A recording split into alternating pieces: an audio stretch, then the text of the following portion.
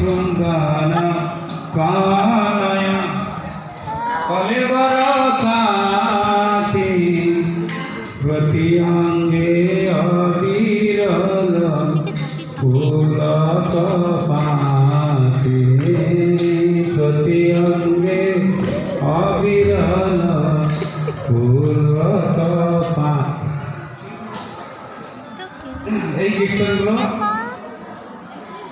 গুরু মহারাজের প্রিয় কীর্তন। বলে গেলেন যে মহারাজ গুরু মহারাজ যে কীর্তন পছন্দ করতেন, সেই অনেক কীর্তন, তার মধ্যে যেটা করছি উনিও পছন্দ করতেন সেই কীর্তন। কলেবর কাতি প্রতি অঙ্গে